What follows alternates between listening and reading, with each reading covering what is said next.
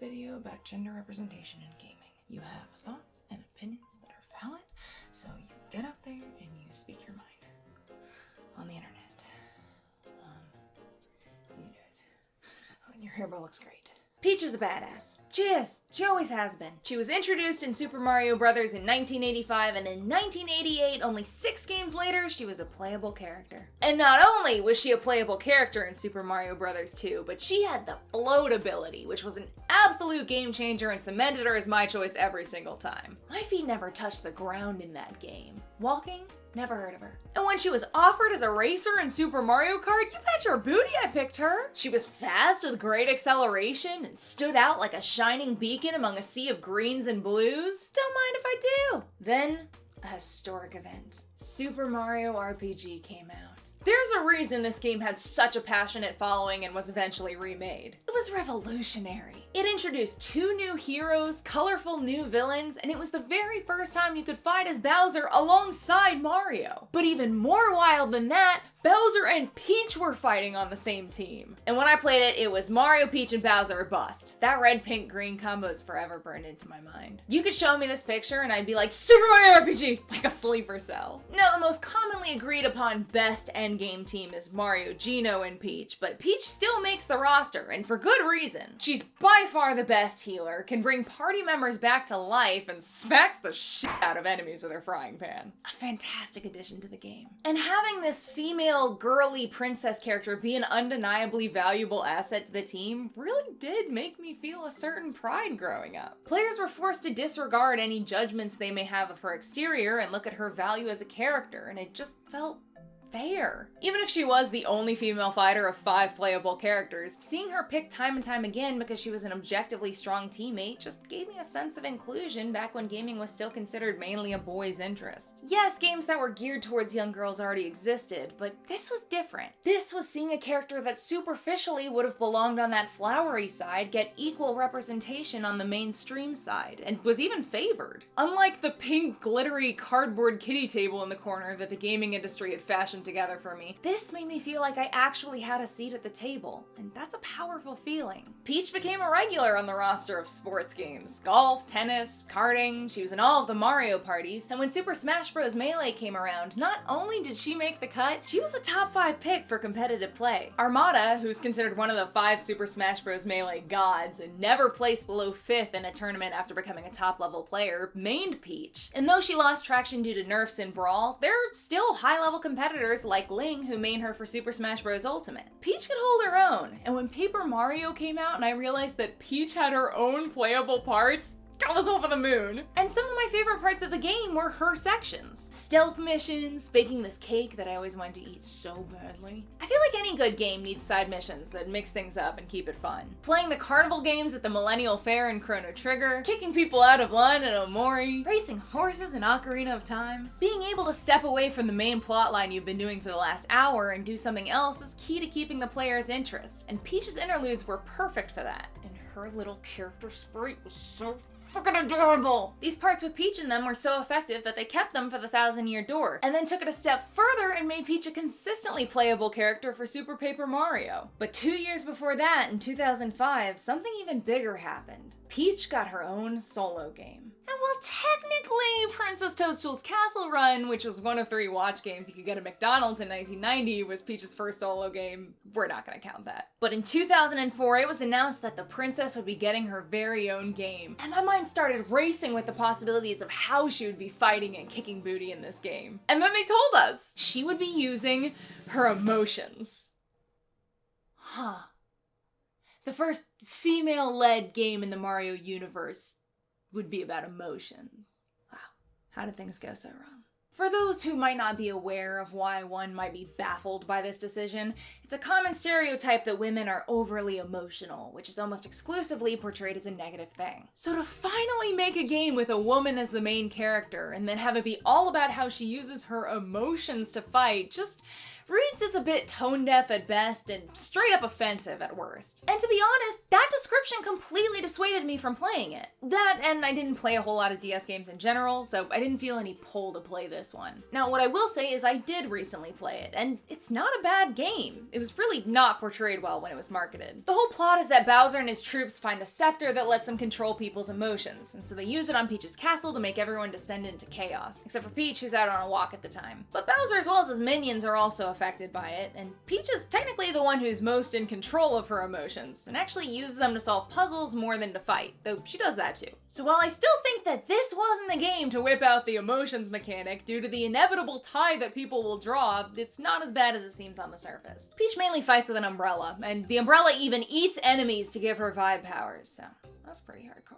The game still has its problems, though, the biggest two being the very simple difficulty level likely to appeal to a younger audience, and the bizarre B-plot, which is actually more prevalent than the A-plot at times. They give Peach this talking umbrella companion, and this in and of itself isn't actually all that odd. Companions are not out of the norm in Mario games, and Peach has used an umbrella or parasol to fight in Super Mario RPG and the Smash Bros. Series, so nothing particularly weird there. What is weird is that they gave the umbrella this plot that's slowly revealed in parts throughout the game, where it used to be a boy with mysterious powers that was found on a mountain by an old man who became the boy's grandpa, and then two mysterious figures who had been sent looking for the boy due to his powers found the two, transformed the boy into an umbrella, and took him. He gets away, gets found and sold by a merchant to Toadsworth, who then gives it to Peach. So this umbrella is dreaming about all of this and on this quest to find his grandpa again, but first he decides to help Peach beat Bowser, and then he'll look for his grandpa. But when you beat Bowser, and thus the game, it never explains what happened to the umbrella after that. Completely drops it. But this side plot is so mysterious that it kind of overshadows the main plot of going to fight Bowser. So Nintendo had such little faith in Peach to hold her own game that they inserted a character whose story overshadowed hers, only to not even wrap it up. Peach didn't even get the best storyline in her own game. A male character did. This game, unsurprisingly, yet still disappointingly, got not the best reviews. It did okay, falling around a 70 to 75% rating, usually criticized for being too easy and monotonous, with a clunky control scheme for the emotions that did not seamlessly work with the gameplay. Many said this is a game for little girls, and generally in a literal way and not in a malicious way. I think Nintendo knew that this would appeal to a female audience, and clearly thought that the Venn diagram of female gamers and younger gamers crossed over enough that they would be hitting two birds with one stone if they made the difficulty level easy as well. Is there anything inherently wrong with a game being made with a young female audience in mind?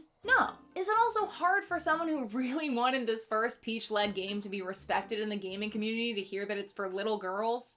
Yes. While logic says that words like girly and casual gamers have no inherent negative value, these words feel like they have a baked-in vitriol, potentially a byproduct of years of feeling looked down on. And it can be really hard to keep a cool head when reading some of this discourse. Like, take this IGN review, for example, where he's talking about how Peach is always running in this game as opposed to other Mario games where you have to hold down an additional button to run. He says, "It is strange to not be feathering the run button, though the game's mechanic will work quite well for casual girl gamers." Oh, thank God I don't have to use my right ovary to hold down the run button anymore. Like, what are you talking about? This sentence is so weird that I don't even know if I can take offense at it. And later on, he acknowledges how bizarre and gendered the game direction choices seem, so like, I don't really know why he said this, or why he thinks that girl gamers are more prone to liking auto-running than others. It's weird, man. Overall, Super Princess Peach was unfortunately a bit of a letdown, both for consumers and Nintendo. There were 14 Mario games that were released for the DS, with Super Princess Peach being the 5th lowest scored on Metacritic, and Mario vs. Donkey Kong 2 and Yoshi Touch and Go being the only games to sell less copies. And if there's one thing that a company cares about when making choices, it's numbers. Peach still had plenty of chances to shine with the rest of the group as she continued to be included in all of the sports games, party games, Smash series, and more. It was clear that people loved Peach, but there just wasn't enough financial promise to encourage another solo game. However, things were still headed in the right direction, as Nintendo seemed to make a compromise by having Peach as a fully playable alternate to Mario in several games. She returned with her OP floating ability in Super Mario 3D World, and you could also play as her in Super Mario Run, Dr. Mario World, and Super Mario Bros. Wonder. You might have seen my choice in my Are the Talking Flowers All in Mario's Head video. She also was on the team and had her own perks in the Mario plus Rabbids games. And of course, she frying panned her way back into our hearts for the Super Mario RPG remake. Cut to 2024. Princess Peach Showtime is released. I am so nervous. I've been burnt before. I boot up the game, watching scared through my fingers to see how this representation is gonna go. It starts out a bit rough. I wince a little at the term sparkle power and how Peach ribbon dances the enemies until they run off completely unharmed. I remind myself that Nintendo makes games for families, so I grit my teeth and progress. And after that, it actually gets a lot better. This game is a huge step in the right direction. Let's talk pros. Whereas Super Princess Peach featured Mario, Bowser, Luigi, and a talking umbrella with a spotlight-stealing backstory, this game belongs completely to Peach. You never see Mario. Instead of Bowser, you're facing the unknown. What is that? It's the unknown.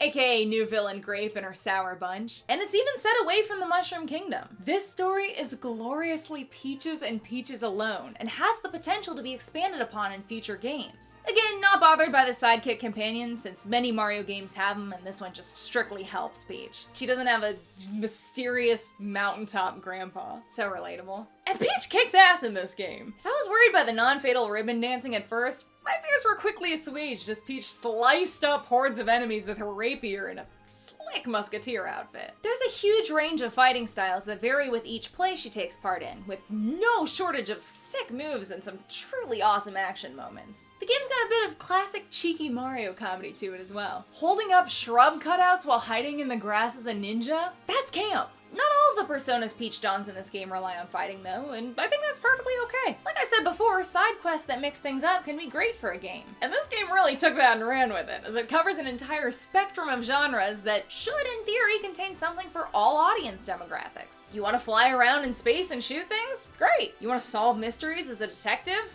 Rad! You want to decorate a cake or make cookies? Oddly difficult, but you can. This game is beautiful, has a variety of enthralling boss battles, shows off every aspect of Peach's versatility and badassery, and there's barely anything in this game that you wouldn't see in a Mario game. Running around a 3D and 2D space, choosing what world you want to jump into, changing outfits, collecting power-ups. I mean, look at the similarities between Madame Grape and Madame Brood. You could put Mario in Peach's spot and I think it'd be a smash success. So why isn't it? Princess Peach Showtime got about the same ratings as Super Princess Peach, which honestly really surprised me. Complaints mainly boil down to the game being too easy, with too simplistic a control scheme, weak areas in certain stages, and it taking an odd toll on the hardware, which are all fair, valid, and accurate points. So why does it feel so bad when I ask people who have played it what they thought of it, and the resounding answer is it's cute? It is cute. Cute isn't even a bad word. It isn't even a gendered word. But I want so much more. And when I asked people who didn't play it if they would have been more tempted to pick it up if Mario was the main character, the answer is a very honest yes. And that doesn't surprise me. I truly don't know if Nintendo can win here, and I think they know that too. That's why it's only published by Nintendo, but developed by Goodfeel. Nintendo will focus their development efforts on games they know will sell. Games that star Mario. I honestly think the true test would be making Super Mario Galaxy 3 with Peach instead of Mario. The exact same game, but just replacing the character model. But they won't, because it won't sell as well. See, it's kind of a self-fulfilling prophecy. Nintendo wants to hit the young and female demographic at the same time, so it makes the Peach games easier to appeal to the younger fan base. But this in turn repels the older audience, cementing that Peach games don't sell or appeal to older audiences, which encourages the company to not make more. And I also think that this problem stems from something deeper than Nintendo can fix. I think that Peach was portrayed in an amazing light in this game. I have no qualms with how she was portrayed or the strength that she showed. I think it was the game she deserved, but maybe not the one we wanted. And actually, maybe that's really self-centered of me. Maybe because I'm an adult, I think that the gaming industry should revolve around my demographic. And my insecurity about females not being taken seriously is actually making me overly paranoid that we should be doing more to appease the other half, which in turn disregards a younger audience of any gender who are in need of a seat at the table. Holy shit! My whole thesis has changed. This game is 8 steps ahead. It's introducing a younger generation to a whole swath of gaming genres while simultaneously displaying an incredibly strong female lead. It's showing that it's okay to like westerns, and it's okay to like figure skating, and it's okay to like baking, and it's okay to like kung fu. It's okay to like cute things. We are in the process of creating an environment that's safe for you, whoever you are. Oh my gosh! I really hope we continue down this path. And I also hope that one day there's a more difficult Peach-led game that appeals to an older audience as well. Do I want a Peach first-person shooter? No. Do I want a Peach Peggle reskin? Yes. Yes, I do. But honestly, I'm not mad at what we've gotten. And I definitely respect it in a whole new light now. Peach is, and will continue to be, awesome, regardless of what package she comes in. And I hope to unwrap a lot more packages in the future. Stay chill in the comments. I'll delete them if you don't. And I appreciate you watching. I actually played Princess Peach Showtime over on my Twitch channel, twitch.tv/Goombanna, where you can watch me play a slew of other games as well. And patrons and members got early access to this video, so consider becoming a member if you want that perk plus more as well. Now I stand here and do this awkward little pastry chef Peach dance for the next 10 minutes. See you next time. Goombanna is the wonder why she didn't come to play. Gaming vids that'll make you laugh and think and put them on replay. Intelligent, kind and funny, her community's #1. Stick around and kick your feet up. Goombanna has just begun.